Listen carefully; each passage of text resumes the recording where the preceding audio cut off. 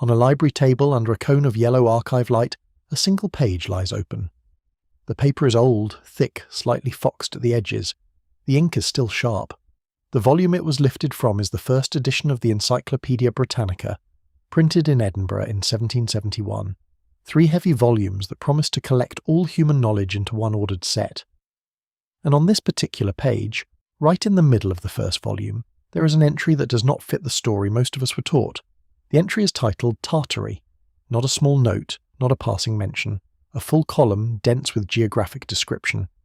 It names a territory that stretches from the Volga River in the west all the way to the Pacific Ocean in the east, from the frozen northern coast down to the borders of China, India and Persia, an expanse larger than the entire Holy Roman Empire, larger than any single European kingdom of its day, larger by far than most modern nations. And the entry does not treat it as a vague blank space on the map. It treats it as an organised empire. It names provinces. It names a capital city, Tobolsk, a stone-walled settlement on the Irtysh River deep in Siberia. It describes the people, the trade routes, the political divisions. So the most respected encyclopedia of the Enlightenment, the book that kings and scholars trusted as the authoritative picture of the world, did not call Tartary a myth. It called it a reality. Now fast forward to today. Ask 100 people on a street what Tartaria was. Most will never have heard the name. A few might dimly recall it from an old map, a relic of bad geography, a label for lands Europeans had not yet measured. The standard story says it was never a real empire at all, just a cartographic habit, a placeholder. That is the familiar belief. But the page under the archive light does not agree with that belief, and it raises a harder question. How does a name this large, printed in a work this official, simply vanish from public memory?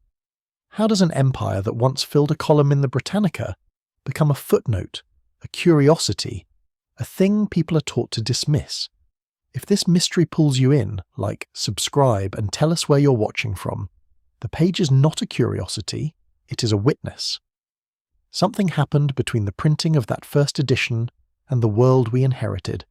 Something that removed the name of Tartaria from the surface of common knowledge, a name that large does not simply fade, it is erased, and the erasure itself leaves a shape. The entry in the Britannica is not the only trace. It is the first one we can hold under a light and read plainly. But once you know what you're looking at, the same name begins to surface in a dozen other places. Royal atlases, travel accounts, diplomatic records, old flags, stone walls, and in the geometry of cities that still stand on every inhabited continent.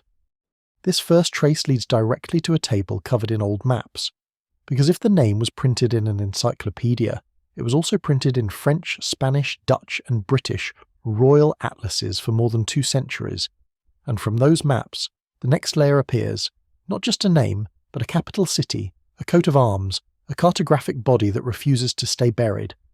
The page has done its work, now the maps will do theirs. On the table, 2 maps lie side by side. One is an old atlas page printed in the late 18th century, its paper yellowed and fragile. Across the top in large italic letters it reads, Tartaria. The territory stretches from the borders of Europe deep into Asia, a continuous landmass with rivers, mountains and the names of cities marked in careful script. The other is a modern school map. The same land is there, the rivers are the same, the mountains have not moved, but the name Tartaria is gone. In its place are smaller names, Russia, Siberia, the Stans, Mongolia. The single vast region has been cut into pieces, each piece given a separate story. The difference between the 2 maps is not a correction, it is a removal. A name that once covered millions of square miles was taken off the surface of the world, not by erosion, but by a change in what people were allowed to see. But a missing name is only the first trace. To understand how an empire could be erased, we need to follow where the traces lead. From the ink of old maps to the stone of star forts, from the metal on rooftops to the mud line beneath the streets, from silent train platforms to classrooms where children learned a new past. The journey is not a list of curiosities, it is a chain. We will begin with the cartographic body, the maps that still carry Tartaria's shape, its capital, its flag, its place in the old world. Then we will move to the architecture code, star forts that repeat a geometry no ordinary military would need, scattered across continents as if they were pieces of a single machine. After that, the skyline receivers, spires and domes that once gathered atmospheric energy, their metalwork later stripped and renamed as decoration. Then the Great Disposal. World fairs that built entire cities of wonder, showed them to the public, and then demolished them, as if the buildings were being processed, not celebrated. Next, the buried layer, the mud flood that swallowed first floors, left whole cities half sunken, and separated the old operating world from the one we inherited. After the mud, the human reset. Orphan trains that moved children across continents into the ready-made stone cities, and schools that taught them a timeline without Tartaria, without free energy, without the old builders. Finally, the motive, why a system of free energy had to be erased, and why the story of progress was built to hide the theft. Each step is a link. The maps ask for the forts ask for the spires ask for the fairs ask for the mud asks for the children, and the children force the question, who benefits when an empire becomes a ghost? This is not a random collection of oddities, it is a sequence that, once seen, makes the familiar street feel like evidence. We are not hunting curiosities. We are following a forced path, where each answer makes the next question inevitable. And the first question that the maps demand is simple. If Tartaria was only a vague label for a remote land, why did it have a capital? So we start where the old map makers always started. With Tobolsk, a river city in Siberia, a place the encyclopedias once called the chief town of Tartary. The old maps of Tartary do not scatter names randomly. They place one name again and again, in careful script, at the meeting of two rivers, Tobolsk. The city sits where the Tobol River flows into the larger Irtysh, deep in the territory once marked as Great Tartary. From the air the land is flat and green, crossed by silver water. On an 18th century map the river lines meet like a crossroads. A crossroads on a map is no small thing. It means movement, it means trade, it means control. The rivers were the highways of that world.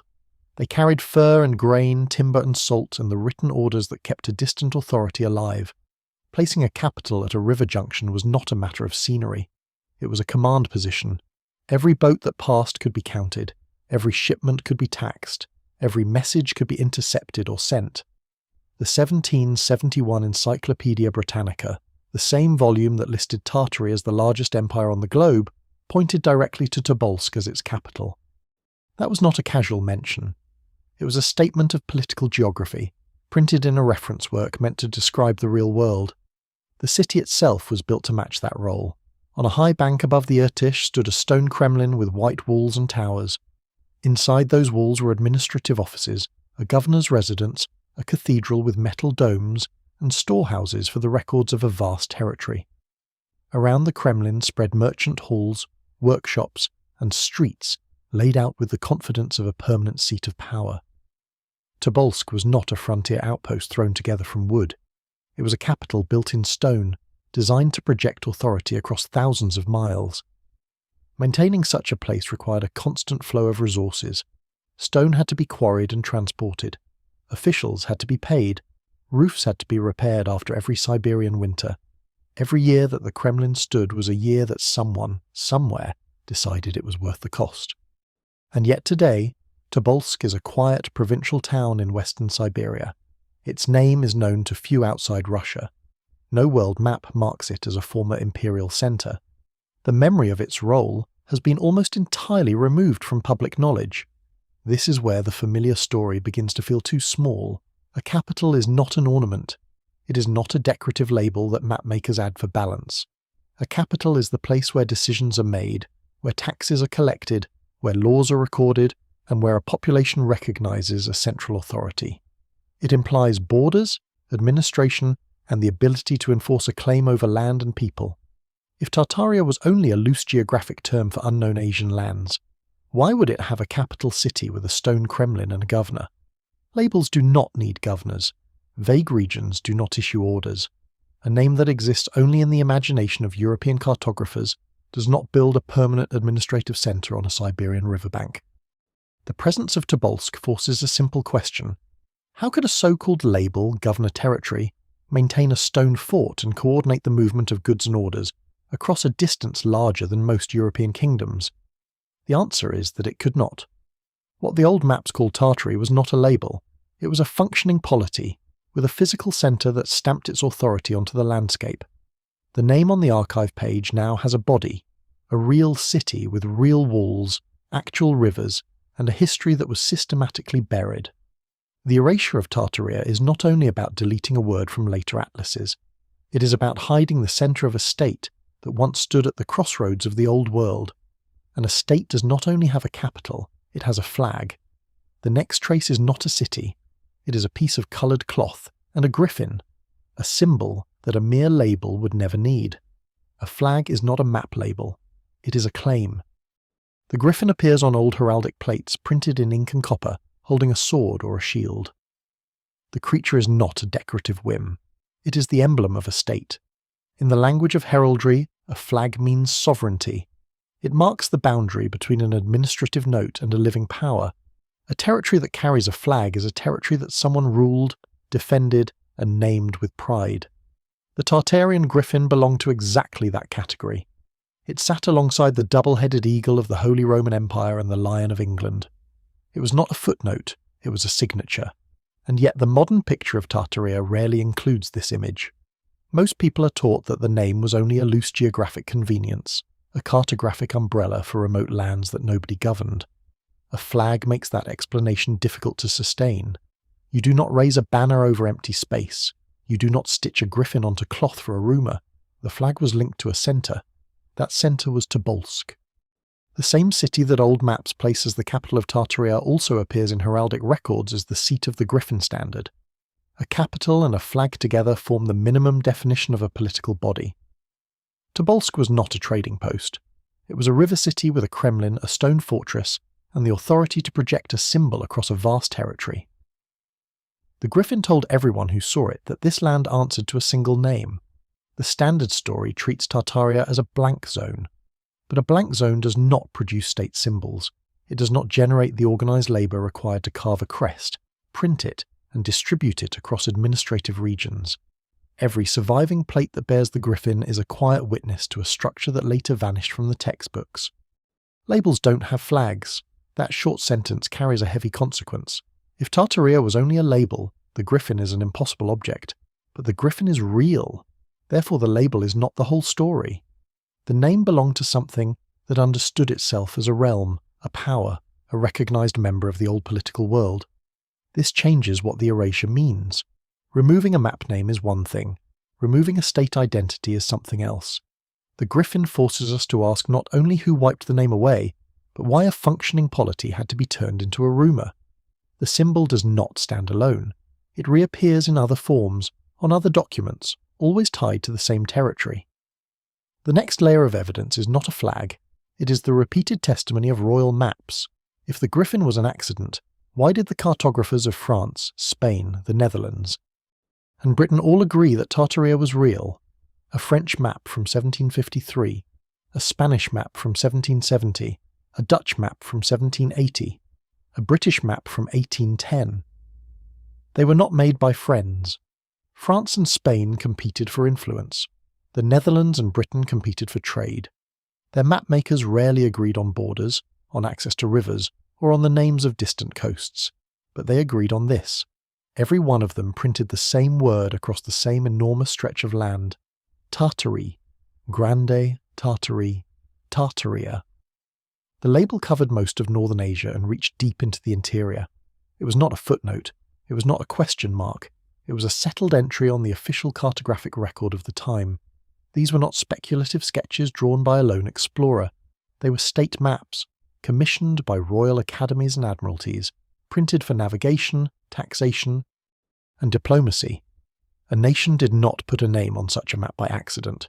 It did not repeat the name over decades and across editions unless the information was considered stable. The French edition shows Tartary, running from the Ural Mountains all the way to the Pacific. The Spanish revision from the late 1700s keeps it almost unchanged. The Dutch map includes notes about trade routes and river ports inside Tartarian territory. The British map from the early 19th century still holds the name, even as smaller labels begin to creep in along the edges. This is not one source. This is a cartographic chorus. And the chorus is strange for a reason that is easy to overlook. When rival powers map a distant region, they normally carve it up. They claim slices for themselves. They draw contested lines and write their own names over native ones. Maps are not innocent. They are tools of memory and tools of desire.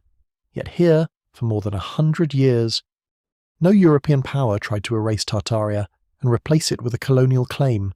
They recorded it as a real place, with real borders, with a capital at Tobolsk, with a griffin on its flag.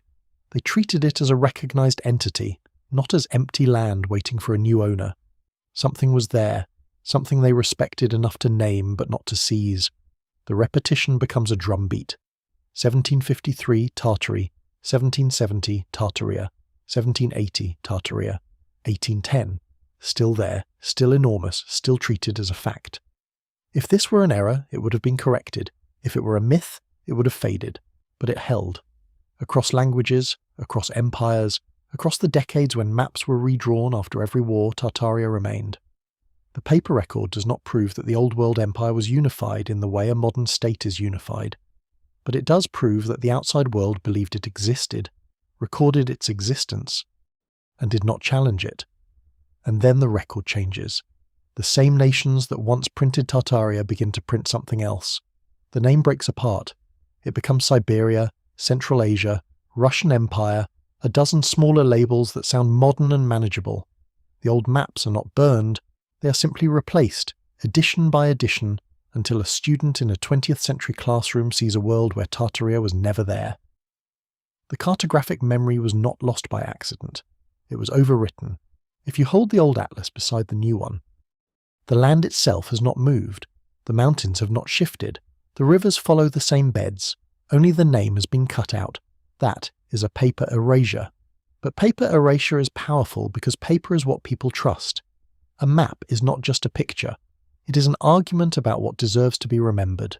The royal maps tell us that Tartaria deserved to be remembered for at least 100 years of modern cartography. The school map tells us that later generations were taught to forget it. If the erasure stopped on paper, it would be strange enough, but it did not stop on paper. The next trace is not a map. It is geometry pressed into the ground. Now open a modern school map, not an old atlas, not a collector's page, the map a child would see pinned to a classroom wall.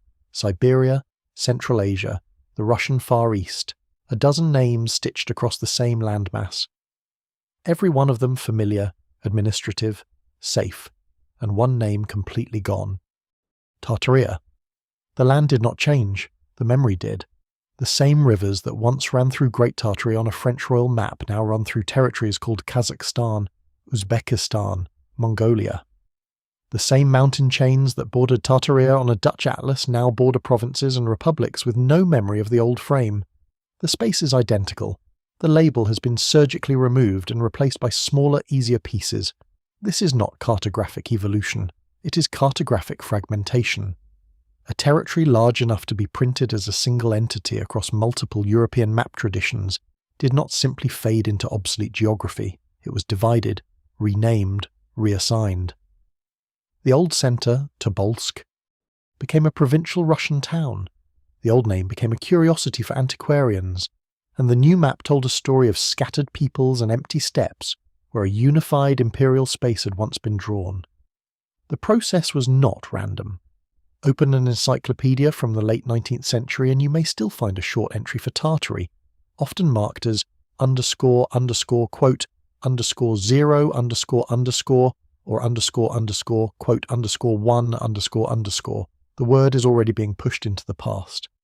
By the early 20th century it has nearly vanished from school geography. The replacement names rise: Siberia, Turkestan, Mongolia, Manchuria. Each one small enough to belong to a modern nation-state. Each one weak enough to never suggest a single older system.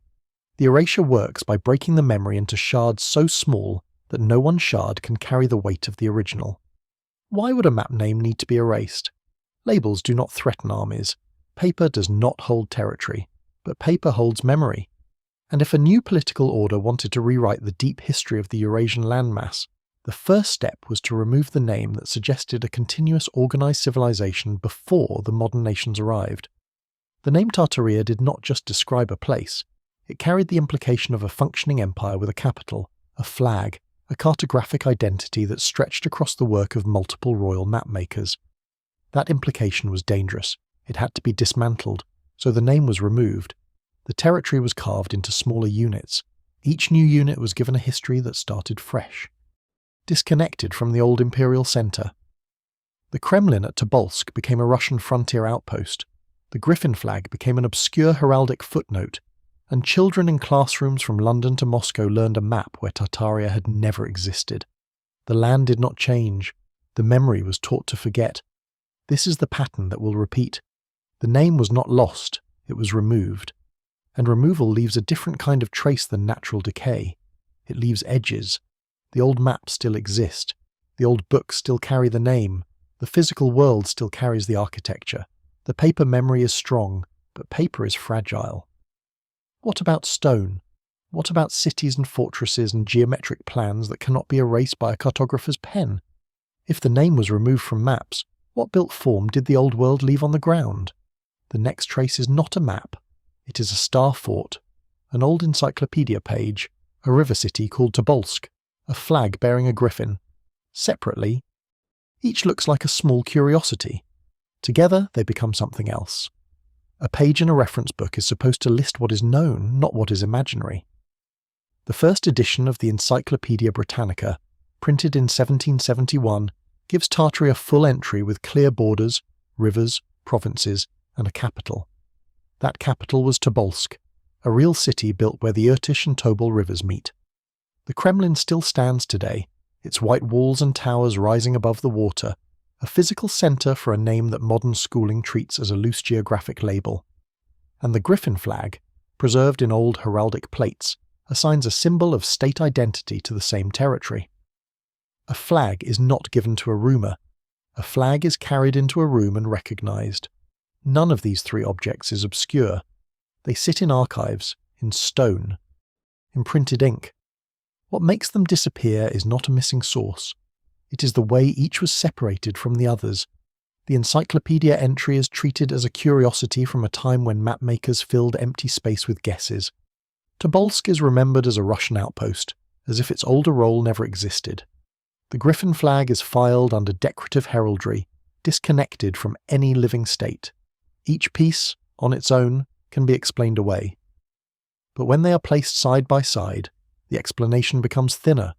A name with a capital, a flag, and a territory that royal mapmakers from France, Spain, the Netherlands and Britain all repeated is not a cartographic accident.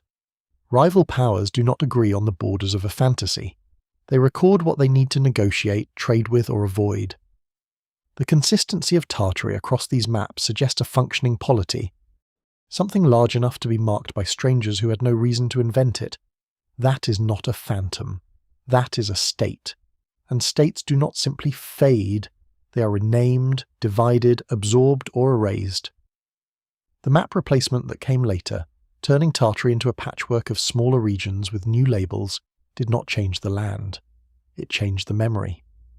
When a schoolchild today looks at a modern atlas, the space where Tartary once sat now reads Siberia, Russia, Central Asia.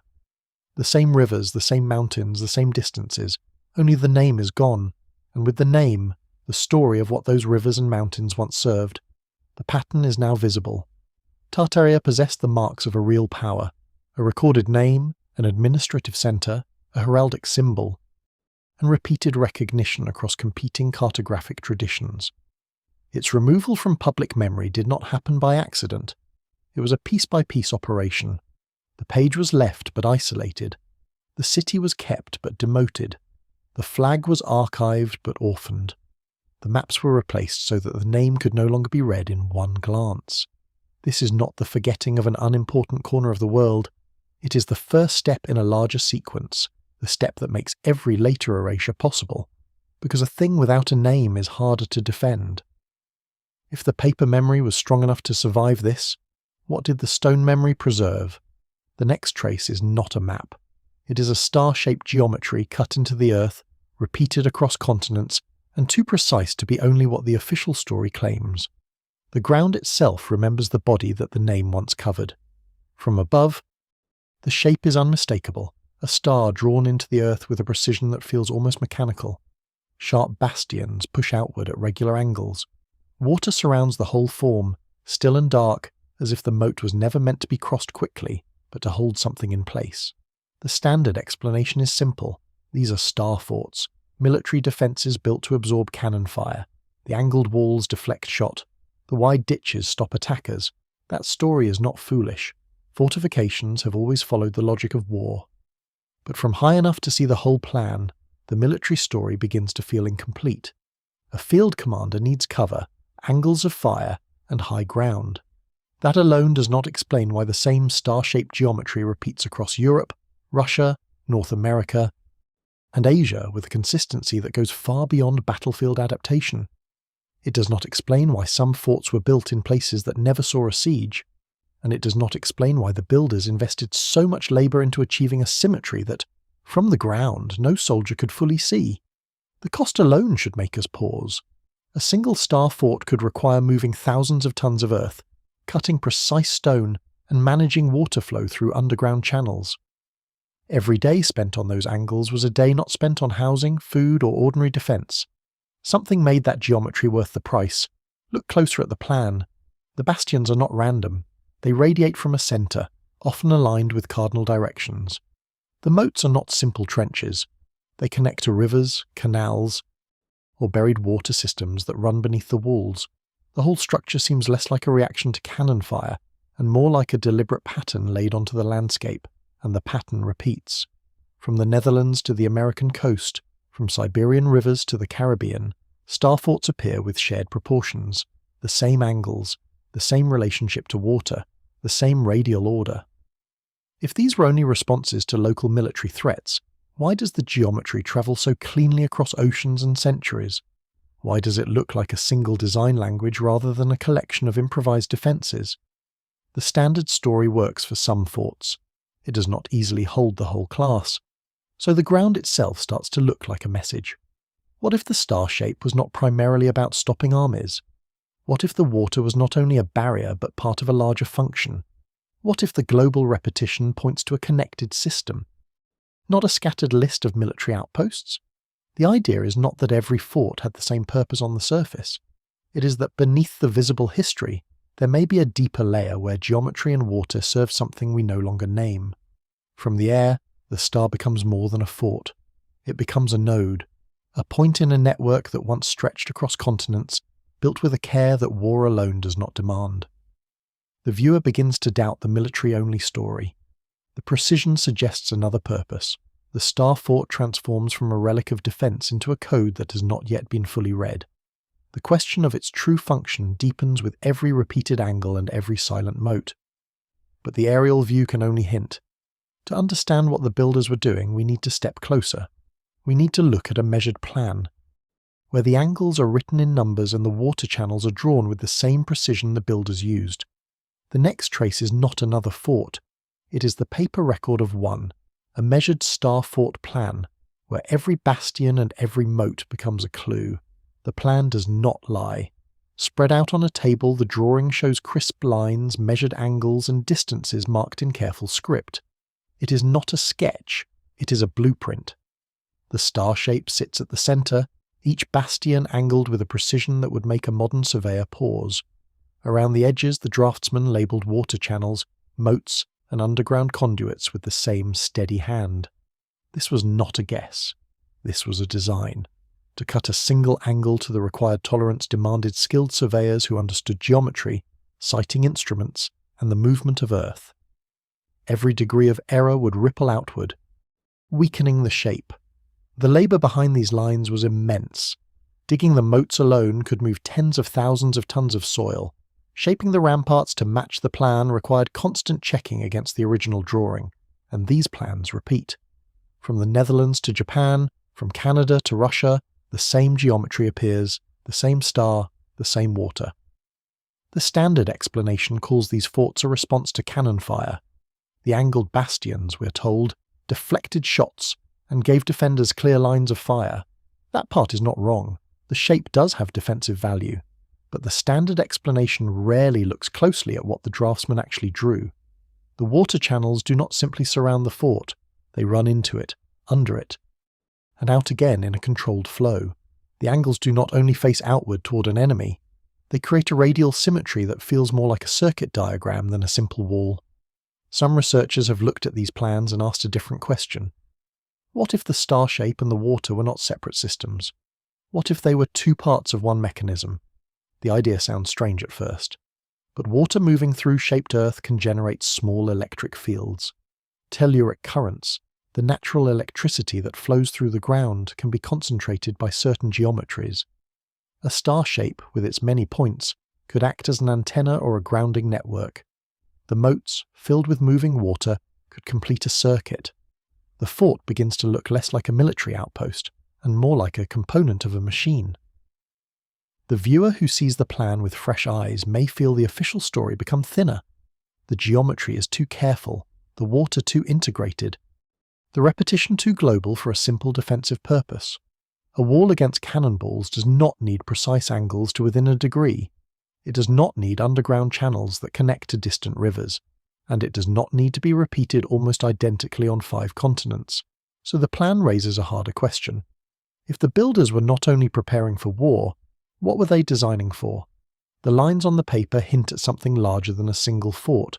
They hint at a system, and the next clue lies in the water itself, in the moats and the underground flow that never stopped moving. The moat of a star fort does not look like a simple defensive ditch.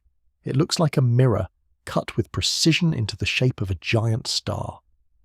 At the fortress of Bourtange in the Netherlands, the water forms a perfect network of triangles and bastions when seen from above. The walls are not rough heaps of earth. They are measured, angled, repeated. And the water does not just sit in a single ring. It branches, divides, and encircles the fort in a geometry that feels almost ceremonial. Underground, the same precision continues. Brick-lined channels run beneath the ramparts, carrying water from the moats into deeper conduits. Some of these channels lead to cisterns. Others seem to lead nowhere that a soldier would need. They vanish into the earth, silent and still. Moving water does more than block an enemy. It carries something else, a charge. Even early electrical experimenters knew that flowing water can generate a weak current. Combined with certain metals and the right geometry, that current can be guided. In the 19th century, researchers were already measuring electrical potentials in the ground itself.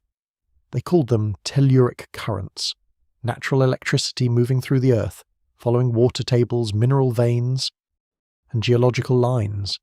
If you place a conductive structure at the right point in that flow, you do not just sit on the earth, you tap into it. The star fort, with its water-filled moats and precise angles, begins to look less like a passive barrier and more like a receiver. The moats could act as a large contact surface with the ground. The underground channels could direct water flow, and with it, a steady electrical potential. The bastions, angled outward like points of a star, might not just deflect cannonballs, they might collect or distribute that energy. This is not a claim that every moat was a power plant, but the pattern becomes harder to ignore when you step back and look at the whole world. From the star fort of Palmanova in Italy to the water-ringed citadels of Japan, the same marriage of geometry and hydrology repeats. In Canada, a star-shaped fort in Louisbourg sits surrounded by engineered water lines. In India, the old fort of Gwalior rises from a plateau with deep water cisterns and star-like walls. In Russia, the Peter and Paul fortress in St. Petersburg mirrors the same radial moat design. The pattern is not European, it is not Asian, it is planetary, and it is not only in forts. The same star geometry, combined with water channels, appears in city plans. Canals radiate outward from central points in designs that mirror the moats and bastions of the military forts. The water does not just defend, it connects. If the standard story says these fortresses were built by separate nations across centuries, why does the same blueprint keep appearing? Why the same attention to water flow and angular measurement? Why the same underground conduits that seem to do nothing for soldiers? Something else was happening on the ground level of the old world, a layer of infrastructure that used water, shape, and the Earth's own energy to function. And that layer was not isolated. It repeated from continent to continent, as if the builders shared a single operating manual.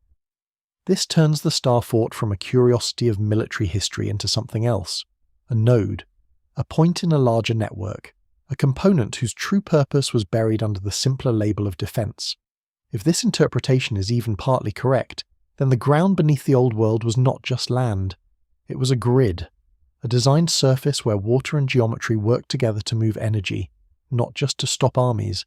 And that grid did not stop at the fort walls. It grew outward into the plans of cities and the lines of canals that stitched regions together. The same star shapes, the same water rings, the same radial geometry. The pattern was not an exception, it was the rule.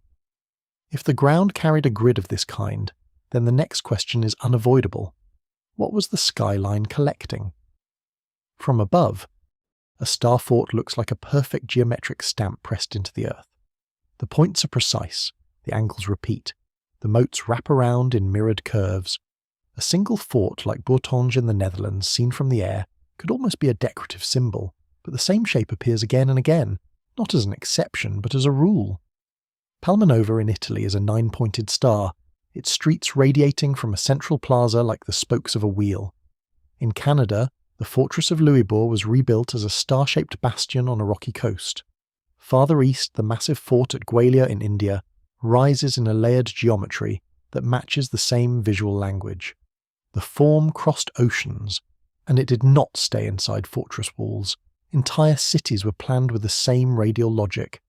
Karlsruhe in Germany fans out from a central palace like an open hand, its streets forming a nearly perfect circle divided into segments. The old core of Moscow, before modern reshaping, carried a ring and spoke layout that echoed the same pattern. The design was no longer just for defence, it had become the signature of how to build a settlement. Canals stretched the geometry across continents. The Dutch canal rings, the Canal du Midi in France, the ancient waterways of China, these were not dug in random curves. They followed straight lines, measured angles, and connected to star-shaped basins and fortifications. Water and earth moved together in a single plan. The pattern is not a curiosity. It repeats with a consistency that demands a larger question. If this was only about military defence, why did entire cities and water systems adopt the same geometry? Why did builders on different continents separated by oceans arrive at the same precise forms? One possibility is that the geometry served a different master. The star shape, with its sharp points and central convergence, shares a language with antennas and waveguides. The moats, always filled with moving water, might have been more than barriers. They could have been channels for a kind of energy that ran through the ground itself, water flowing along designed paths, carrying a charge that the points of the star collected and concentrated. The military explanation is not wrong. It is simply too small. It accounts for the walls and the gun lines, but it does not explain why the same geometry appears where no cannon could fire, in city squares, in canal junctions, in the layout of entire landscapes. What emerges is the image of a ground grid, a network of star-shaped nodes linked by waterways, spread across the known world with a precision that feels less like independent invention and more like a shared operating system. The ground was not just fortified, it was arranged like a circuit board, with points, lines, and flows. If the ground carried such a grid, the next question rises naturally. What was the skyline designed to receive? Old city skylines carry a crown that most people stop looking at. Spires, domes, finials, and iron cresting rise above almost every surviving old world photograph. The metal catches the eye, but the eye usually treats it as ornament, decoration, a flourish of the builder's pride. But the quantity of metal is harder to explain than the shape. Take a single public building from the late 19th century. Its roofline might carry a copper dome, a wrought iron cresting, a gilded finial, and lightning rods that run down into the ground. That is metal measured in tons, shaped by skilled hands, and hoisted high above the street.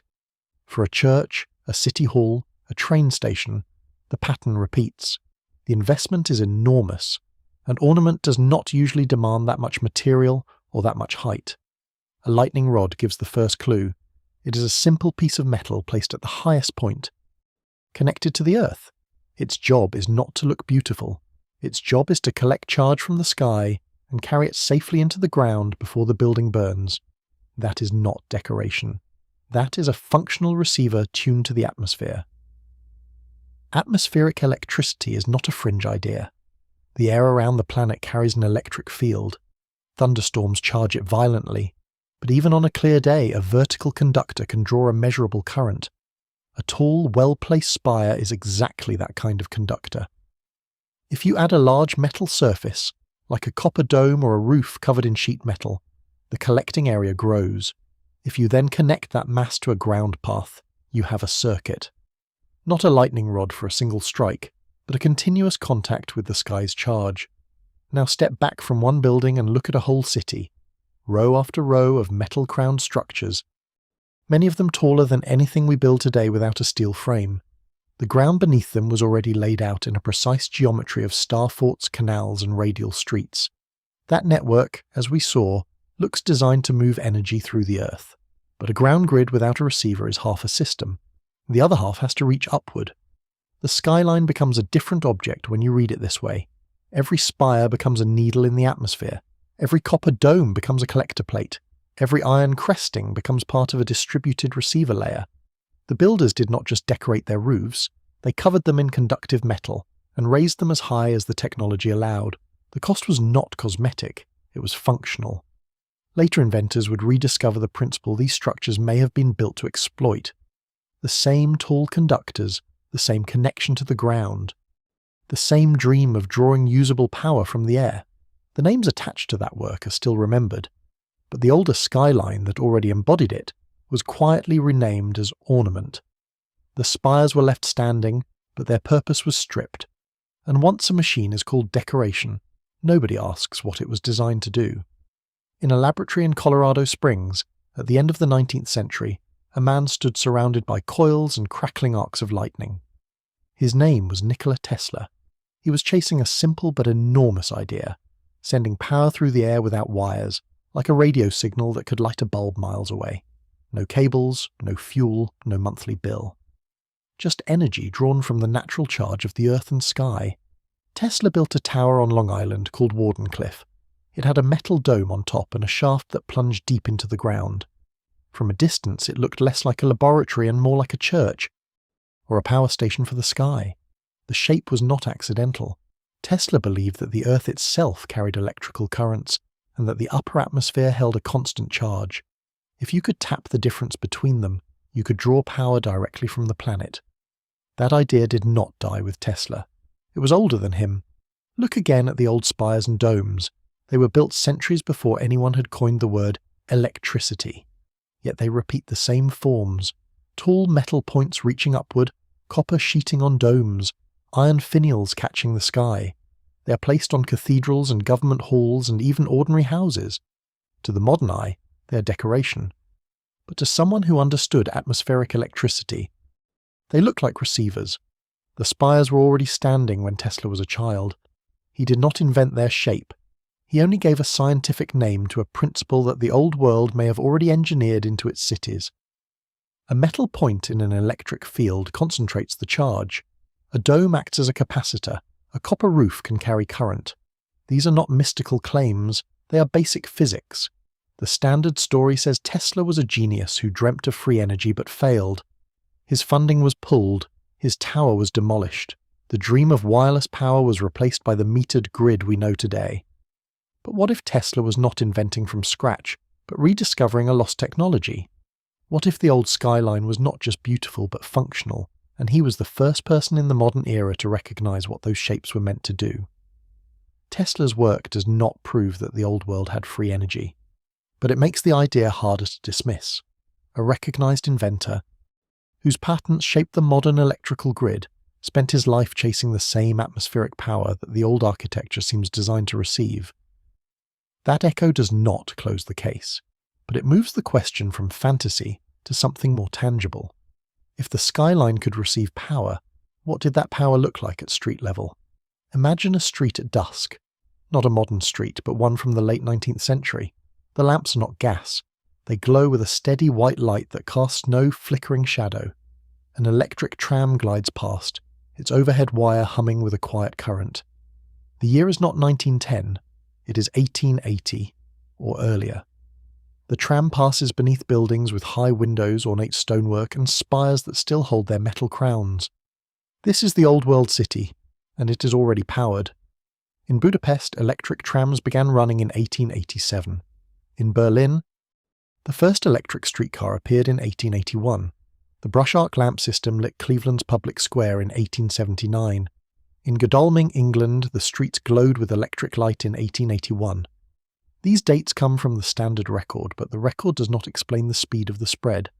Within a single decade, electric light and electric transit appeared in cities across Europe and America, often with little trace of local invention. The same technology, the same design, the same sudden arrival. The familiar story tells us that each city built its own coal-fired generating station, but the architecture tells a different possibility. The spires we examined, the star-fought grids, the underground water channels, these were not just ornamental. They formed a receiving and distribution network for atmospheric energy. The trams and lamps were not powered by local generators. They were drawing from a larger, ambient grid. Photographs from the 1880s show brightly lit avenues in cities that supposedly had no electricity. The electric tram in Budapest was not an isolated innovation. It was part of a system that was already vanishing. If this is true, the removal of the spires and the dismantling of the grid was not an accident of fashion. It was a deliberate act. The old world was not dark. It was lit, it was moving, and it was alive with a kind of energy we are only beginning to understand. The disappearance of that energy, the stripping of the metal crowns, the burying of the lower levels, was an act of control over how people lived and what they remembered. The streets were alive with light and motion. Then the crowns began to disappear. The streets were powered, but the system that fed them was under attack. Look at an old photograph of a city hall or a train station from the middle of the 19th century. The roofline is crowded with metal, tall finials, spiked crests, crowns that catch the light. The ironwork is not hidden. It is painted, gilded, arranged so that every ridge and corner ends in a conductor pointing up. Now place beside it a photograph of the same building taken 40 or 50 years later. The roof is bare, the finials are gone, the crests have been replaced with plain stone coping or simple wood. Nothing rises above the wall line except a single flagpole, or nothing at all. This was not one building. In city after city, San Francisco, Melbourne, St. Petersburg, Chicago, the same pattern repeats.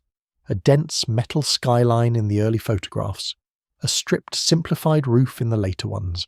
The change was almost never explained. It was simply done.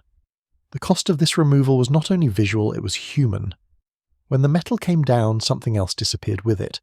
Cities that had been lit by electric light at a time when, according to standard history, electric lighting hardly existed, suddenly grew darker. Street lamps that had once run without visible wires or smokestacks were replaced by gas jets that flickered and stank. Transit lines that had moved quietly on clean power became coal-burning or horse-drawn, or they stopped running entirely. A person living in one of these cities would have felt the change in their body. The air grew heavier, the nights grew blacker. Work that had once been done under steady electric light now depended on oil lamps and candle flames. The rhythm of the day contracted, and the reason given for the change was almost always the same. The old system was unsafe, or outdated, or never existed in the first place. The memory of free light was corrected as if it were a mistake. The removal of roof metal was the most visible part of this correction. When you look at those before and after images, you're not just seeing a change in architectural fashion, you're seeing the physical disabling of a receiver network. The spires and crests were not ornaments. They were the upward-facing terminals of an atmospheric energy system that drew power from the sky and delivered it to the street. The metalwork was carefully engineered. It was not random decoration. The shapes repeated across continents, pointed finials, bulbous domes, slender rods, all made of conductive iron or copper, all placed at the highest points of the largest public buildings. That is not how people decorate. That is how people build an antenna field, and then it was taken down, not in one dramatic event, but steadily over decades. The iron was sold for scrap. The copper was melted. The roofs were rebuilt in cheaper non-conductive materials. The buildings were left standing, but their function was severed. They became hollow shells, still beautiful, still massive, but no longer part of the operating grid. This is the pattern that emerges when you put the photographs side by side. A deliberate, widespread, and almost completely undocumented removal of metallic infrastructure from the tops of old-world buildings. It happened too broadly to be coincidence. It happened too quietly to be innocent. and it happened just before those same buildings began to be shown to the public as wonders of a new age, an age that, according to the story being written, had never seen free light before. The metal came down, the buildings remained, and soon they would be shown to the world as something else entirely. The spires were stripped, the ground grid was forgotten, but the buildings themselves still stood, and they would soon be put on display. In the summer of 1893, on the shore of Lake Michigan, a white city rose from the marshland. It was not a small cluster of pavilions. It stretched for over 600 acres, a collection of neoclassical palaces, domes, and colonnades, all painted a brilliant white and lit by thousands of electric bulbs after dark. From the water, it looked like a floating world of light. The central basin reflected the facades, and at night the whole arrangement seemed to hover between land and sky. The official name was the World's Columbian Exposition. The public called it the White City. It was built, according to the records, in just over 2 years. Thousands of workers raised the structures, installed the exhibits, and prepared the grounds. And then, after only 6 months of operation, the same city was torn apart. Most of the grand buildings were demolished. The materials were sold or burned. The White City that had drawn millions of visitors simply disappeared. This is where the familiar story starts to feel too thin. The structures were not temporary sheds. They were massive, ornate, and technically complex. The machinery hall alone covered more than 16 acres. Its roof soared without visible internal supports. The administration building carried a great dome. The Court of Honor was framed by water and columns that echoed the architecture of the Old World, not the wooden frames of a fairground. The sheer speed of construction, followed by the speed of demolition, raises a question. Were these buildings built from the ground up in the early 1890s, or were they already standing, repaired and repurposed for a public display?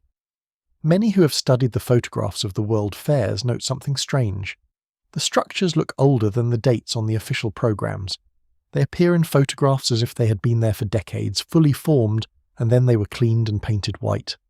The demolition photographs too show stone and iron that suggest permanent work, not temporary plaster. It is as if a collection of pre-existing monuments was given a new name, open to the public for one summer, and then erased.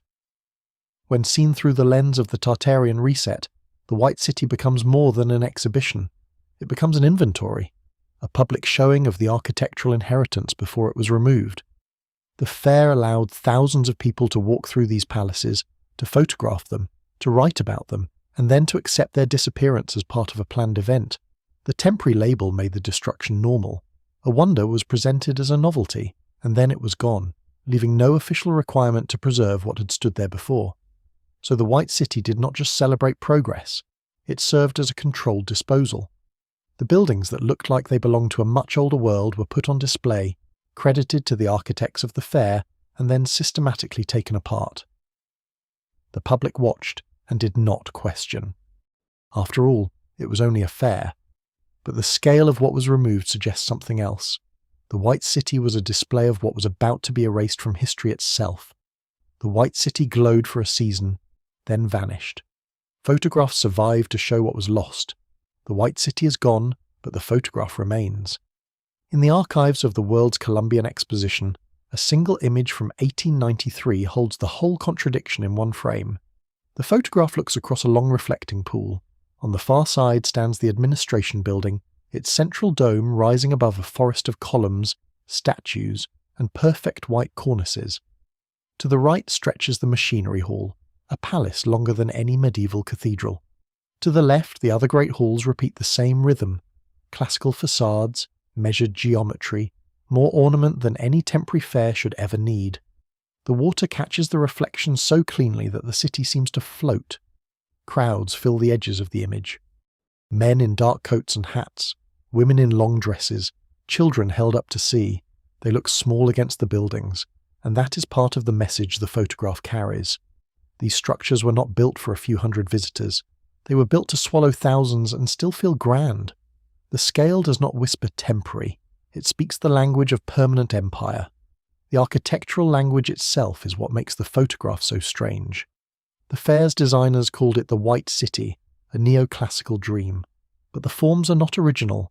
They echo the same old-world vocabulary that appears in star forts, in the radial cities, in the spired cathedrals of Europe and the Americas, the same domes, the same symmetry, the same hunger for height and metal and light. The buildings look like they belong to the same civilization that drew Tartaria across maps and raised metal crowns above every major skyline. And they were built in months on a patch of Chicago shoreline, as if the knowledge had not been lost at all. Then comes the harder question. Why build something this vast, this permanent in its proportions, only to tear it down? Most of the White City was gone within a year. Some structures burned, others were dismantled. The materials were sold, the grounds cleared, and the official story settled into the comfortable shape of a successful World's Fair. But the photograph does not settle. It keeps asking the same question. What kind of civilization builds a dream city, shows it to millions, and then erases it on purpose? The standard answer is that fairs are meant to be temporary. They are exhibitions. They display progress and then make way for the next one. But that answer fits a tent.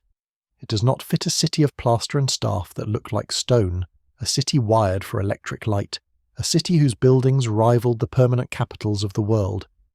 The cost, the labour, the sheer ambition of the White City suggest a different purpose. The fair was not just a display of what could be built. It was a public inventory of what already existed, and the inventory had to be destroyed. This is where the photograph turns from a souvenir into a record of erasure. If you accept that the old world left surviving architecture across continents, then the fair becomes a legal mechanism for removal. You gather the structures, you rename them as exhibits, you charge admission, and when the crowds have looked, you demolish them under the banner of progress. No one asks why a palace needed to be torn down, because the label already said it was temporary.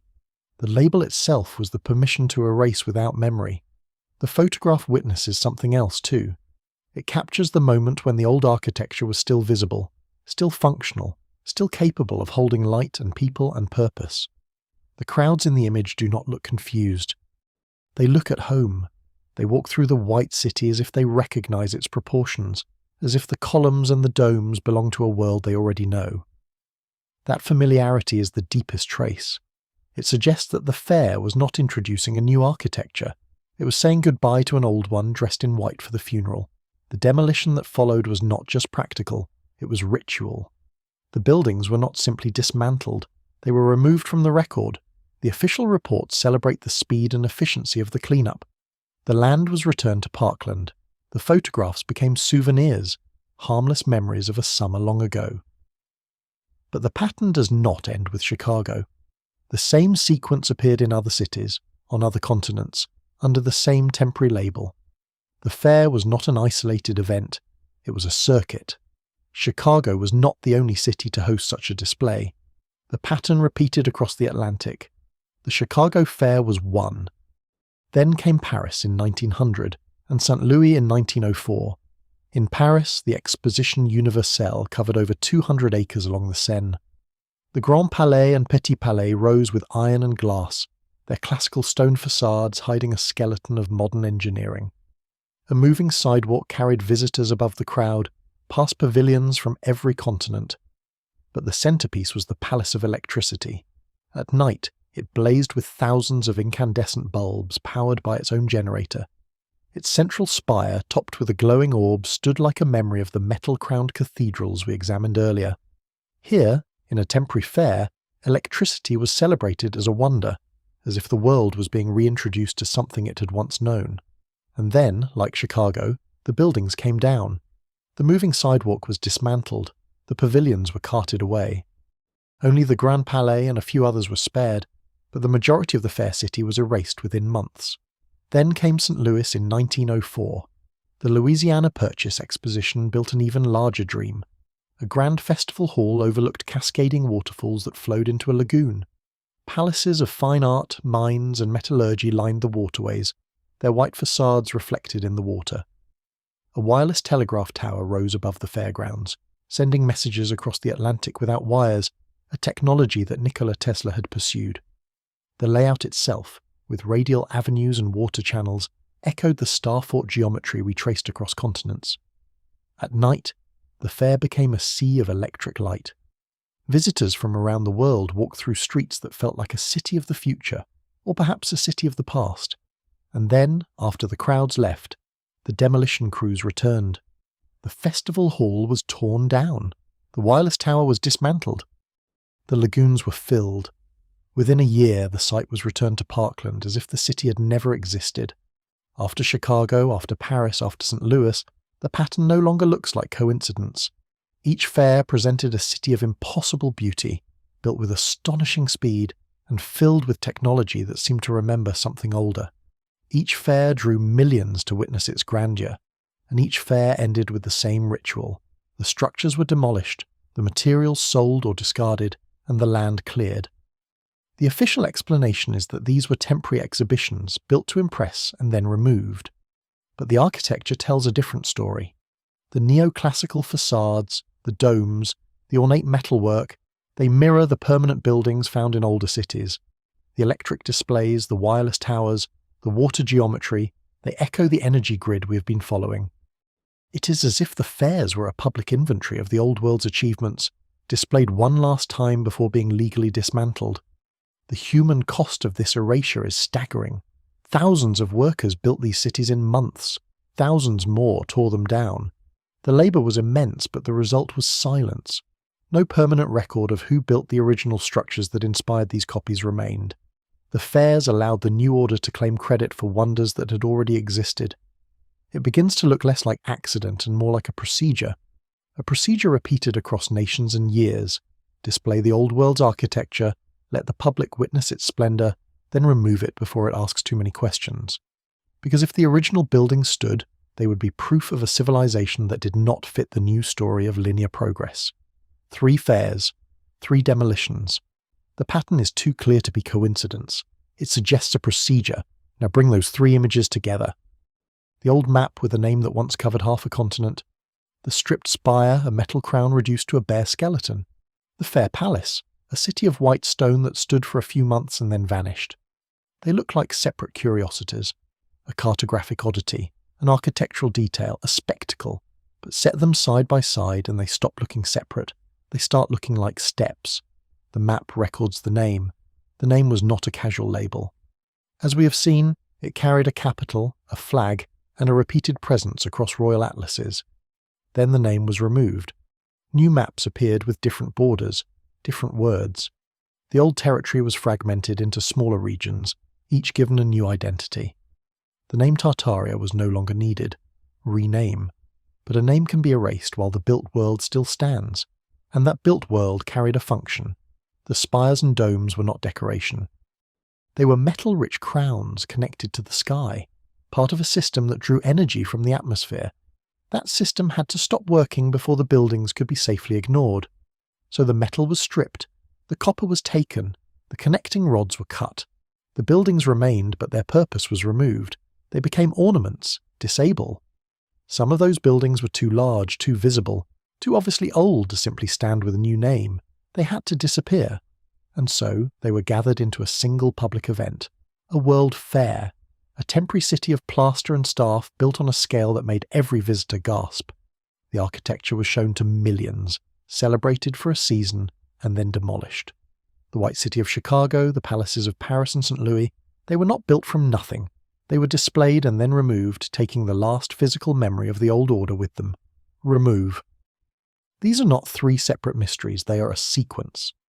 A sequence that a careful observer can now read in the surviving record. Rename the empire, disable its energy infrastructure, display and remove its most visible architecture. That sequence did not happen by accident. It required coordination across maps, across building owners, across international exhibitions. It required that people stop asking what the old metalwork was for. It required that the public accept the fair palaces as modern marvels, not as the last glimpse of something older. And the sequence is not complete. Because not every building was taken to a fair, not every structure was pulled down, some were simply buried. The next part of the pattern moves downwards, into the ground itself. If this system was so carefully dismantled, what happened to the parts that could not be moved? What happened to the cities that remained standing when the name was gone, the energy was off, and the new records were already being written? That is where the mudline waits. The demolition was deliberate, but the ground itself tells a different story. A story of burial. Walk through the old streets of St. Petersburg and you might notice something unusual. A window. Its heavy stone sill sits exactly at the level of the sidewalk. The glass below it vanishes into the earth. At first it looks like a basement window, but the frame is too tall, the stonework is too fine. The arch above it matches the upper floors exactly. This was never a cellar. It was a ground floor window, and the ground has risen around it. The original street level was lower. The building's first floor once opened onto a pavement that no longer exists. Some force raised the surface of the city by more than a metre, swallowing the lower rooms. It is not a slow sinking of the building. The building stands straight. The street sits higher. St. Petersburg is not alone. In Moscow, old buildings show the same half-buried windows. Their sills nearly touch the curb. In San Francisco, entire first floors disappeared beneath new streets in the late 19th century. In each city, the depth is remarkably consistent. About half a story, sometimes more. Not random settling, not a slow build-up of dirt or garbage. A thick, even layer of earth that arrived all at once. This is the same reset that erased the maps and stripped the spires. After the fairs demolished what stood above, the ground itself sealed what remained below. The buried layer is not natural silt from seasonal floods. It is a deliberate burial, or a catastrophe so vast it changed street levels across continents. And it happened within a narrow window of time. Once you see this, every old building changes.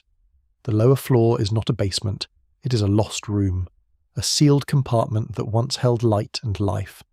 The street you walk on is not the original surface, it is a lid. The mud line becomes a physical marker of the old world's end, a line of earth that separates two ages. Above it, the inherited city. Below it, the operating world we have been tracing. One buried window can be dismissed. But when the same pattern appears in city after city, the question becomes harder to ignore. What buried these streets, and what happened to the people who lived on the original ground? A single buried window could be a trick of the land, a building settling, a street raised for drainage. But when you place the photographs side by side, city after city, the pattern stops looking like accident and starts looking like a single event. Take an old photograph of a Seattle street in the late 19th century. A shop front opens directly onto the sidewalk.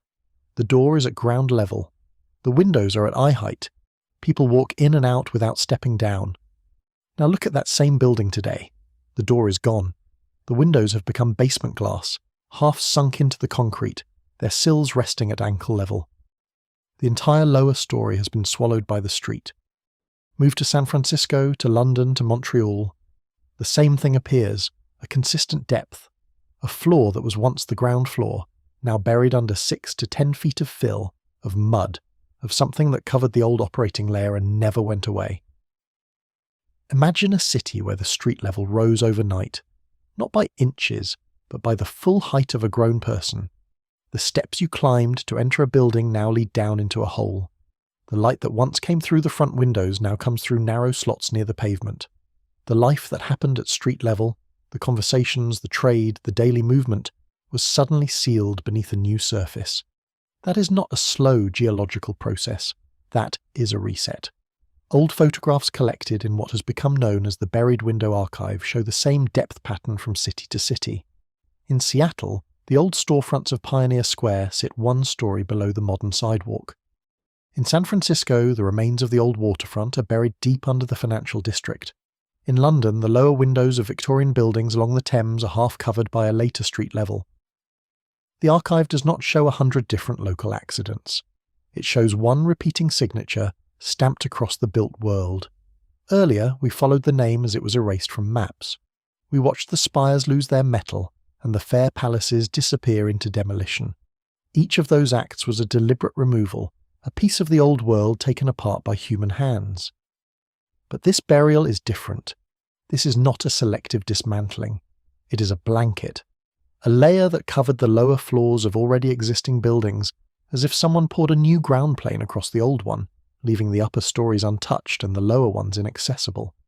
The most unsettling part is not the depth, it is the silence inside. When workers or researchers have opened these buried spaces, they often find them clean. No bodies, no signs of a prolonged struggle. The rooms are empty, sealed, as if the people who used them simply never came back. The objects of daily life are gone. The personal traces are absent. It is not a tomb. it is a hollowed-out memory.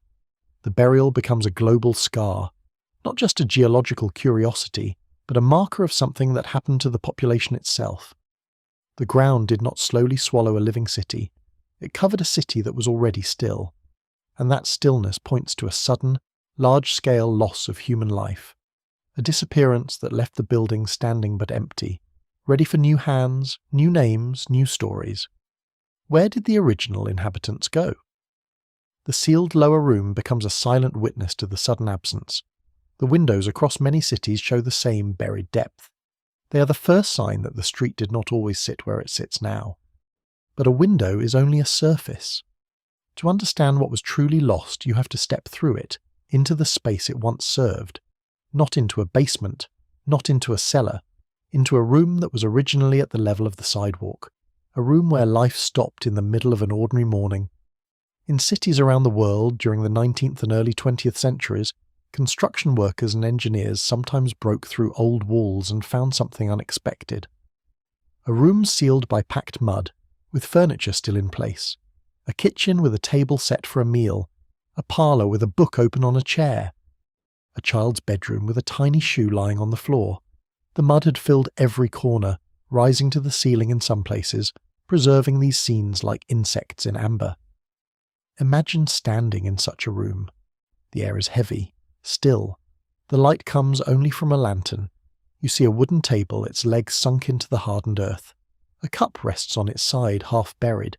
A spoon lies next to it, as if someone dropped it in a hurry. Across the room, a clock has stopped. The hands are frozen at a moment that no one recorded. The room is not a ruin. It is a snapshot. A life interrupted by a wave of wet soil that came without warning and never receded. What could cause this? A normal flood leaves distinct patterns. Debris sorted by weight, watermarks that recede, damage from floating objects. But these rooms show a different signature. The mud is homogeneous, a fine silt that settled evenly. There are no large stones or broken furniture tossed about. The objects are in their original places, simply buried. The doors and windows are not smashed inward. They are sealed from the outside as if the mud rose against them and pushed its way through every crack. This is not the work of a river overflowing. It is the signature of a liquefied earth event, a mud flood that swept across entire regions, swallowing the lowest level of buildings and then hardening into a new ground. And the event was not local.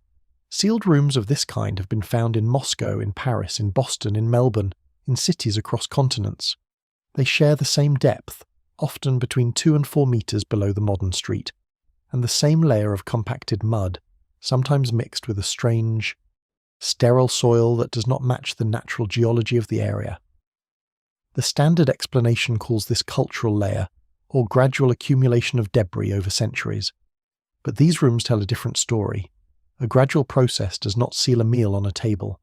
A slow accumulation of dust and refuse does not leave a spoon next to a cup, as if the meal was just interrupted.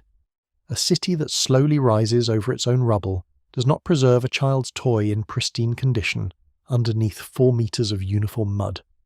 The evidence points to a sudden event, a catastrophe that buried the old street level in a matter of hours or days, not centuries. And the most unsettling part is not the mud. It is what is missing from these rooms. The people. There are no bodies inside, no skeletons slumped over the table, no remains of the child who owned that tiny shoe. The inhabitants were not crushed in their homes. They were not drowned where they stood.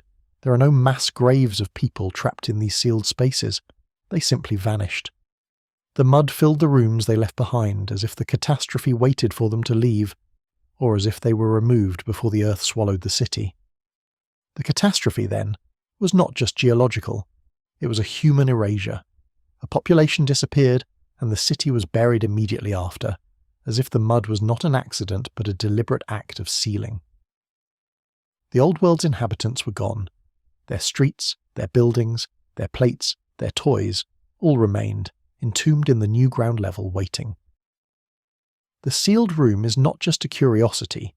It is a silent witness to a moment when one world ended, and another was built directly on top of it. The cities became empty shells, standing above a buried layer of frozen life. They were ready for new occupants, people who would find these shells, clean the upper floors, and begin again with no memory of the previous owners. Who moved into these empty shells? The inherited stone city was repopulated by people who were taught it was always theirs. That is where the story turns next. Walk through any old European city today, Prague, Vienna, St. Petersburg, or a dozen others, and the feeling is immediate. The scale stops you. The stone is heavier than any modern need. The ornamental metalwork on every cornice and dome does not belong to an age of scarcity.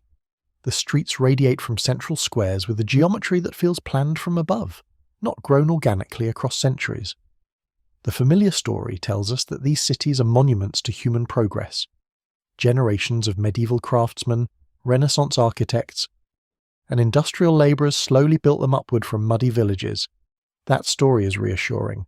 It places us at the top of a long ladder of improvement. But when you stand in front of a building with a first-floor window buried halfway below the pavement, the story begins to crack. The city was not built upward from a humble beginning. It was already here, and the ground rose around it. The new occupants moved into a world that was waiting for them.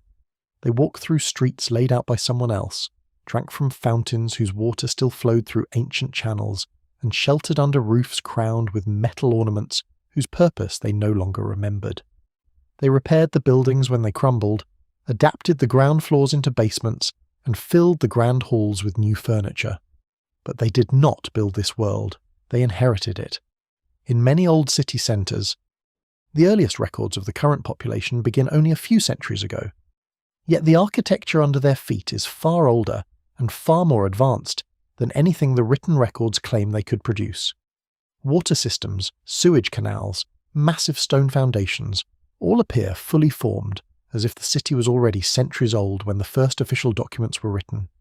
The standard explanation calls this a slow, continuous improvement. But a slow improvement leaves traces, half-finished walls, clumsy early attempts, tools that break.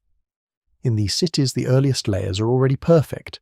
This is the same pattern we saw in the star forts and the spires. A pre-existing system, vast and interconnected, was left standing after a catastrophe or a deliberate reset. The new people moved in, renamed the structures, and used them without understanding their original function. The grid was disabled, the receivers were stripped, the maps were erased, and the cities became shells, beautiful, functional, but hollowed of memory. The people who live in these cities today walk past buried windows every morning. They step over the mud line without noticing it.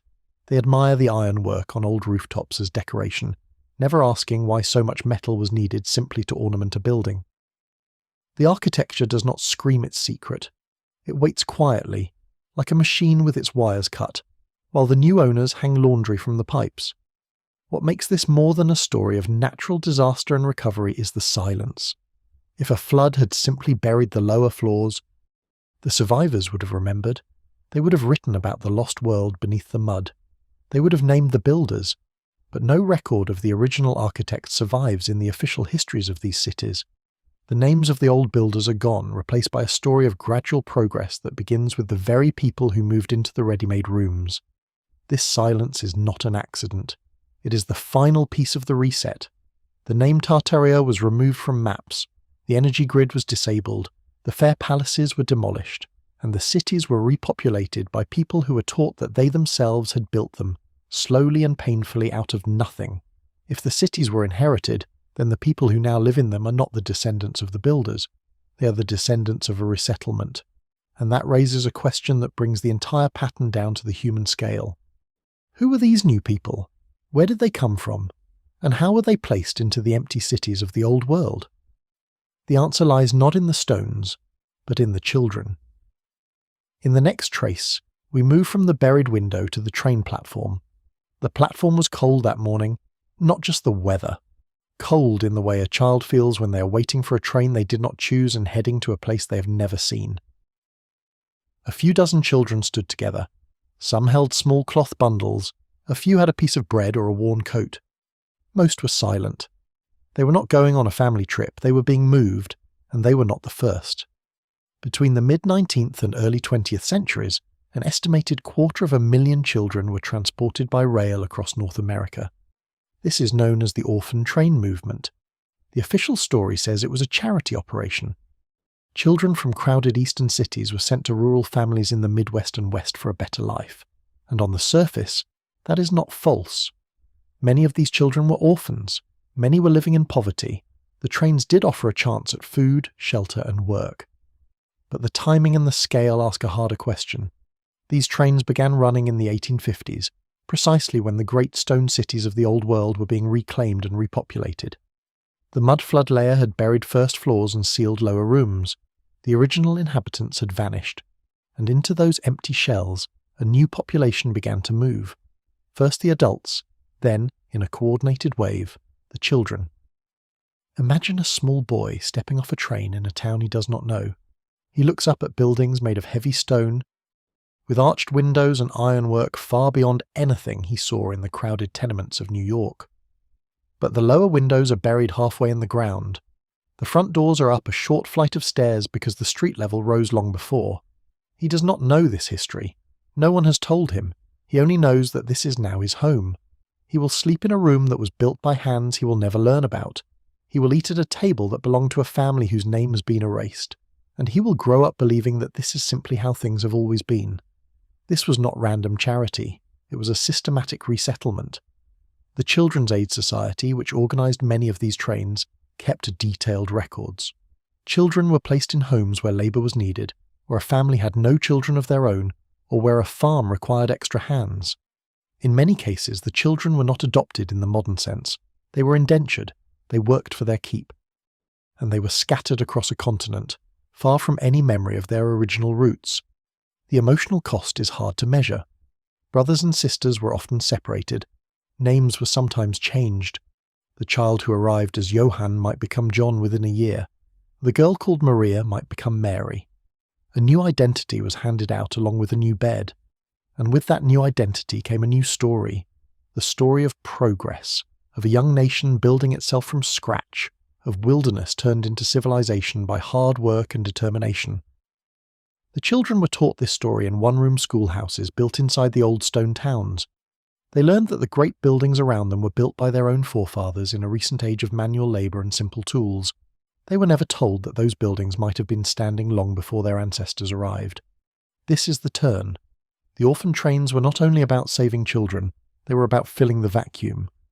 The empty cities of the mud flood era needed inhabitants. The new order needed a population that would not ask about the previous one.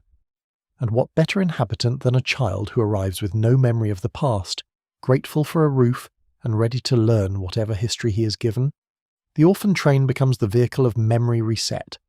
It carries a new generation into inherited homes and old stone streets, and it ensures that the children who grow up there will believe that their world is the first world, not the second. They will look at a half-buried window and think it is a basement. They will walk past a star-shaped fort and assume it was for soldiers. They will see a spire stripped of its metal crown and call it decoration. And they will teach their own children the same. The next trace is not a train.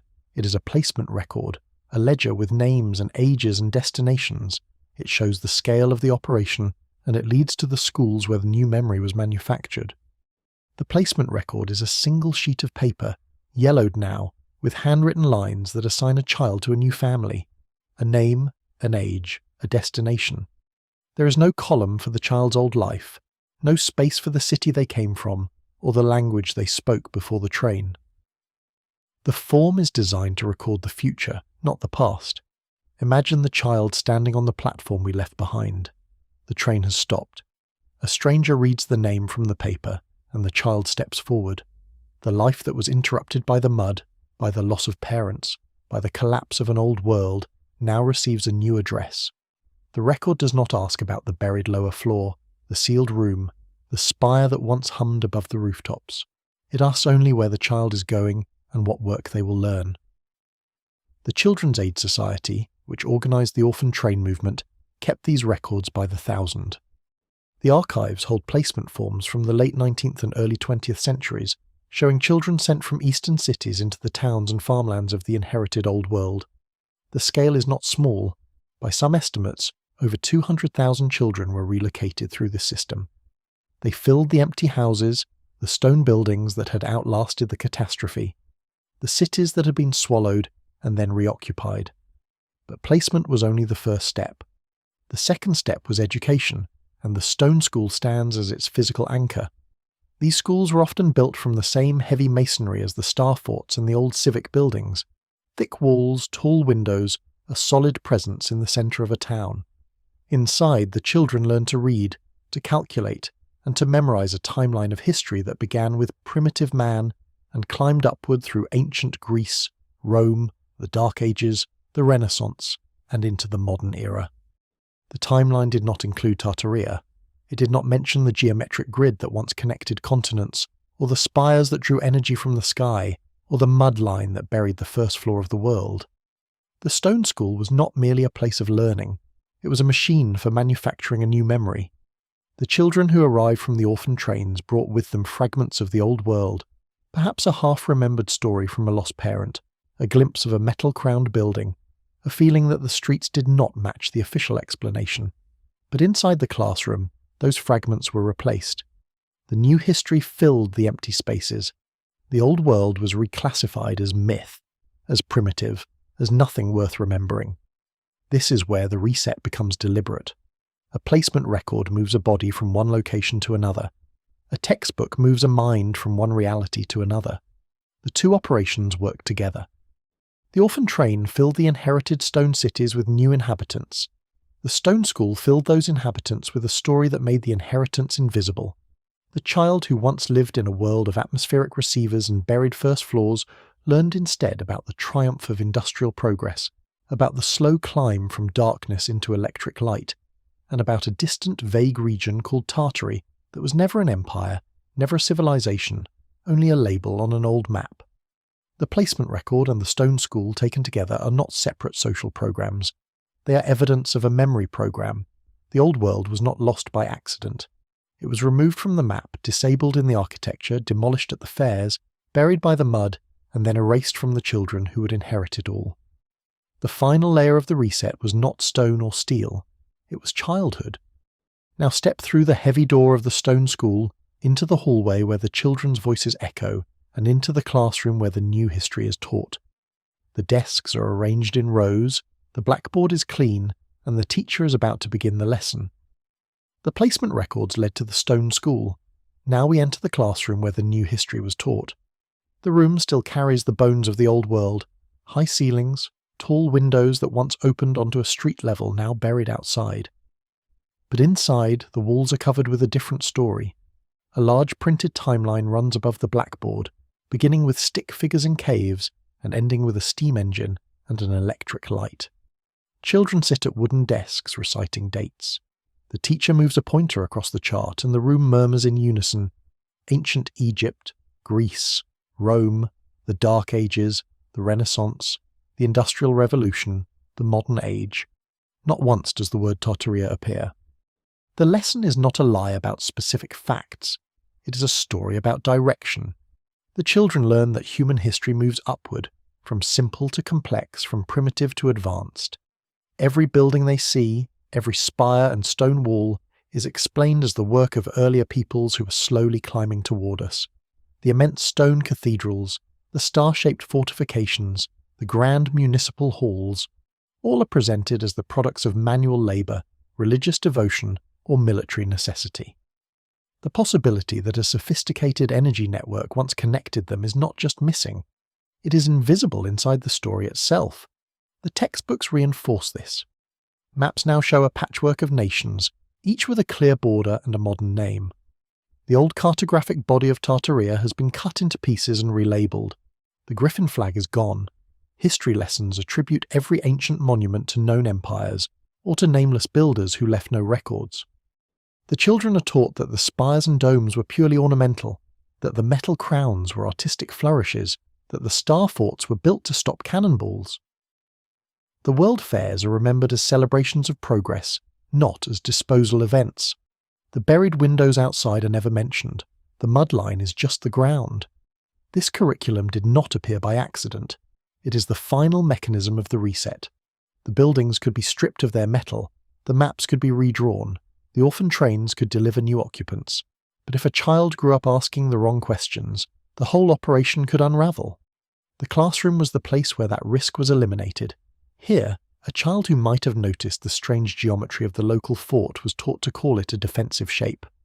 A child who might have wondered about the sunken first floor was told it was a cellar. A child who might have found an old atlas in a library was assured that those maps were inaccurate, that the cartographers had simply filled empty space with a fanciful label. The teacher at the front of the room is not a conspirator.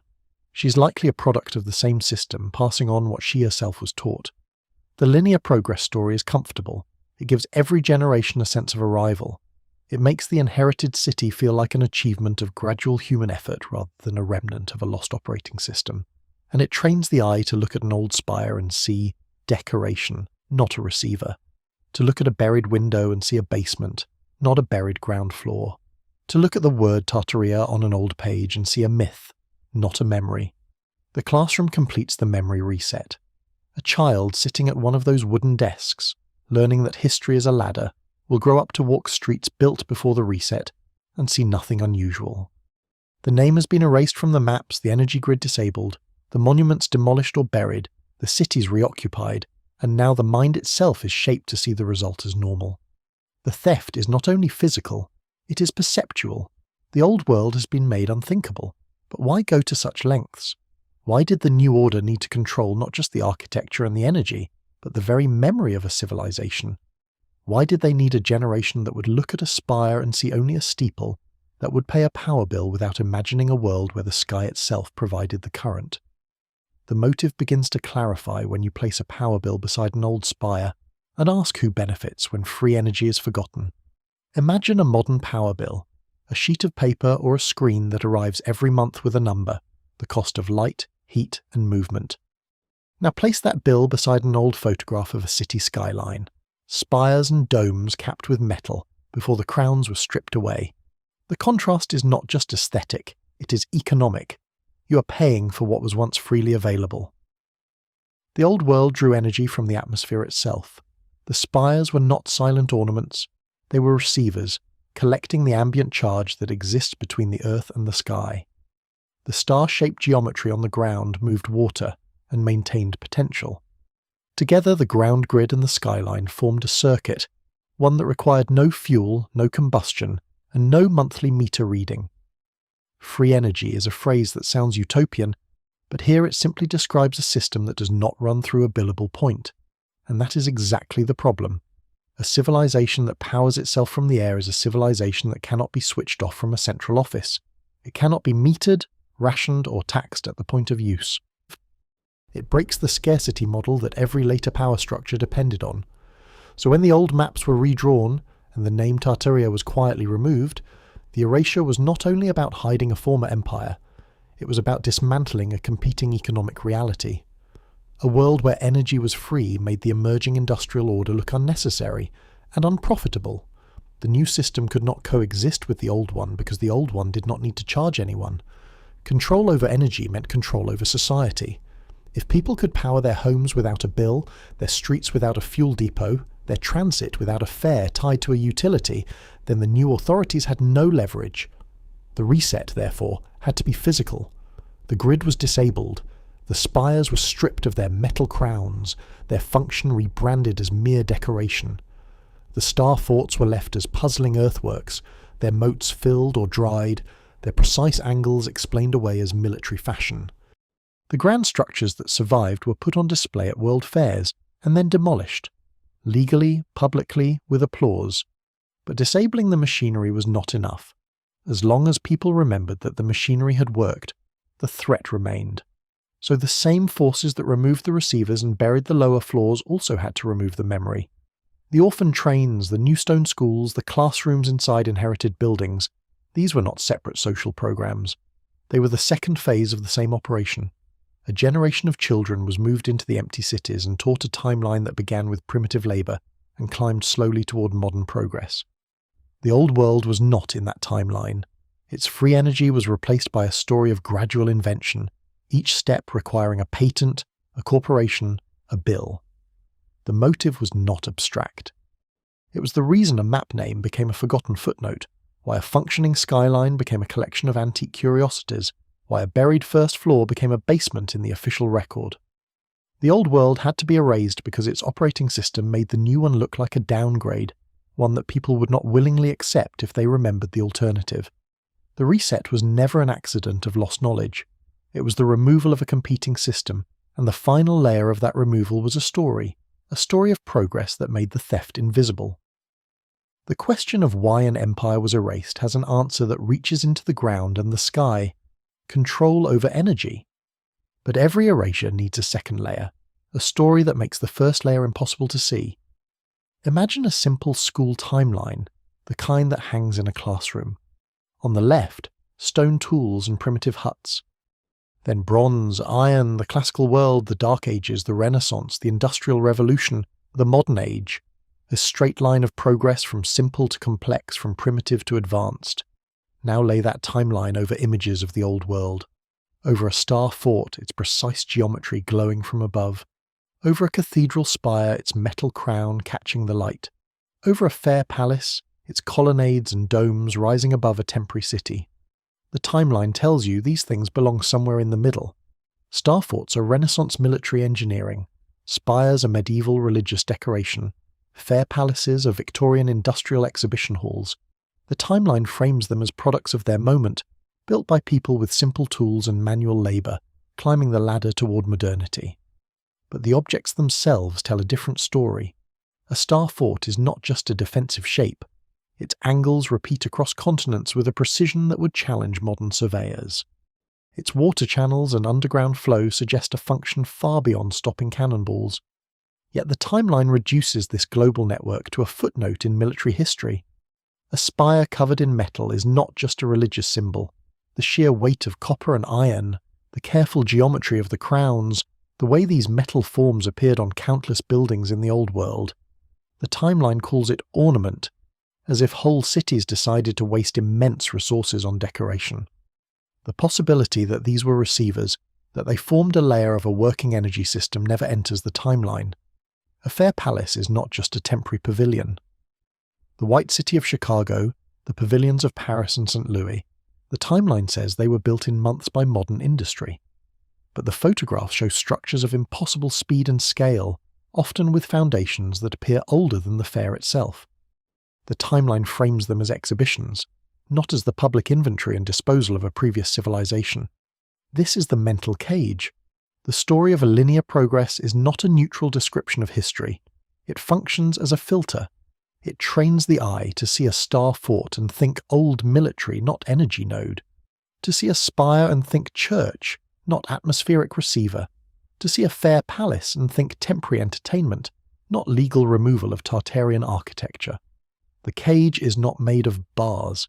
It is made of a story, repeated in textbooks and classrooms until it becomes the only way to see. The timeline itself is a tool of erasure. It was not an innocent compilation. After the physical reset, after the name was removed from maps, after the energy grid was disabled, after the monuments were demolished or buried, after the orphan trains repopulated the empty cities, a new history had to be taught. The timeline was the final piece. It placed every surviving Old World object into a sequence that made the Old World impossible. It erased context, scale, and function, leaving only a surface reading that matched the new official story. The convergence of physical and mental resets now becomes clear. We have walked through the traces, the encyclopedia page that still holds the name, the maps that remember the territory, the forts and spires that still carry the geometry and metal of a lost energy system. The fair palaces that displayed and removed the surviving wonders, the buried windows that mark the mud line where one world ended and another began. The children moved into inherited stone cities and taught a timeline that made them forget. Each piece mattered on its own, but together they reveal a pattern. The world we see is a constructed illusion, a surface laid over the old world. The progress story is the final blindfold, the one that keeps us from recognizing what is still here. And now the separate pieces are about to lock together. The next step is the convergence, where the full sequence of erasure becomes visible as a single operation, from the map to the train. Take the old encyclopedia page. Take the map with Tobolsk still marked as a centre. Take the griffin flag. Take the star fort seen from above, its sharp geometry refusing to be only a wall. Take the spire, the dome, the metal crown that once gathered more than light. Take the fair palace, glowing for a season and then gone. Take the buried window, its sill now level with the pavement. Take the train platform and the children waiting in lines. They all return now, not as separate curiosities. They return as steps in a single operation. The procedure was not hidden in a secret vault. It was written across the world. First, the name was erased. The old atlases became historical curiosities, and newer maps broke Tartaria into smaller pieces. Each piece could then be given a different story. Second, the energy grid was disabled. Star forts were reclassified as military relics, their water channels and precise geometry stripped of any larger function. Spires and roof metal were removed or renamed as decoration. Later inventors who reached toward the same atmospheric electricity were bought, blocked, or quietly set aside. Third, the surviving monuments were put on public display and then demolished. The World Fairs served as an inventory. Crowds walked through the White City, through the pavilions of Paris and St. Louis, and the record of what they saw became the proof that it had existed only for the fair. When the gates closed, the wrecking crews moved in. What could not be demolished was left with a new label: Temporary Exhibition Architecture. The credit was transferred to the organisers, and the original builders were erased. Fourth, the cities that remained were buried. Not everywhere at once, and not by a single catastrophe in a single year. But the layer is visible. Windows that became basement vents, doors that open into soil, streets that rose by several feet, swallowing the old ground level. The operating world was sealed off, and the new street became the only surface. Fifth, the population was replaced and retaught. Orphan trains moved children into the inherited stone cities. Placement records show the numbers, but the deeper function was memory. These children grew up inside buildings they did not build, in cities whose original names were already fading. The schools they entered taught a timeline that began with primitive labour and climbed upward. The old structures were presented as the work of a simpler age, built by hand and muscle. No one told them about the grid. No one told them about the spires as receivers. No one told them about the civilization that had already been here. This understanding is not a single discovery. It rests on the work of many people, a quiet community of researchers who have gathered the maps, measured the geometry, photographed the buried windows, and traced the orphan records. Their work has assembled what the official story keeps separate, and once you see the sequence it becomes hard to unsee. Erase the name, disable the grid, display and destroy, bury what remains, replace the memory, the pattern locks. The separate mysteries are not separate anymore. They form one erased civilization, not a myth, not a metaphor, a physical world that was removed from the record, but not from the ground. Now, we return to where we began. The archive page, with its simple printed letters spelling out a name that once covered a continent, and the buried window half visible below a modern sidewalk still holding the light of a world that was meant to be forgotten. The old archive page reappears, the same brittle paper, the same printed name across a continent-sized space. And beside it, a buried window at night, lit softly from within, its lower half swallowed by the street. These two images have held the journey together. One speaks of paper memory, the other speaks of stone memory, buried but still visibly alive. Neither one by itself would be enough. Together they form something harder to dismiss. The path that led here was not a straight line. It moved from an encyclopedia entry to royal maps, from the river city of Tobolsk to a griffin flag. It passed through star forts whose geometry still marks the ground, and through spires that once stirred with metal and charge. It paused at world fairs where wonder was displayed and then deliberately demolished. It knelt at a sidewalk to notice a window that should not be underground. It stood on a train platform where children waited to be moved into a world they did not build. Each stop along that route felt separate at first. A map oddity, an architectural puzzle, a stripped roof, a lost fair. A sunken street, a child with no known past. But by the end, the pieces did not remain separate. They locked together into a pattern, and the pattern had a sequence. Rename the land, disable the grid, display the monuments as temporary achievements, remove or bury the structures, move new people into the empty shells, and teach them a story that made the whole operation invisible. Not one event, one procedure. The name Great Tartaria was not the only thing removed. The operating system of an old world was dismantled, and the new order depended on the dismantling being forgotten. That is why the progress story matters so much. It was not just a pleasant idea, it was a filter. It trained generations to look at a metal-crowned spire and see only decoration, to look at a star fort and see only a battlefield, to look at a buried window and see only a basement. The filter taught people to read the traces of the old system as primitive steps toward the new one. But the traces never fully disappeared. That is the quiet turn in this journey. The filter is strong, but it is not perfect. The encyclopedia entry was not destroyed. The maps were not all burned. The star forts still press their geometry into the landscape. The old photographs still show metal crowns that are no longer there. The buried windows still glow at night in cities where people walk past them every day, without wondering why the ground rose. The orphan records still sit in archives, linking children to places they were told were empty. The old world is not gone. It is just out of sight. It lies under the familiar street, behind the accepted story, inside the inherited building whose first floor has become a basement. It waits under the map that was replaced by a newer map. Perception is the deepest layer of this investigation. Once the filter is noticed, the world begins to look different. Not because any single piece of evidence is airtight, but because the pieces fit a pattern that is larger than any one of them. The pattern is not a loose collection of anomalies, it is a coherent sequence, and the sequence points to a deliberate erasure, not a natural fading. The empire was erased from public memory, that much is clear.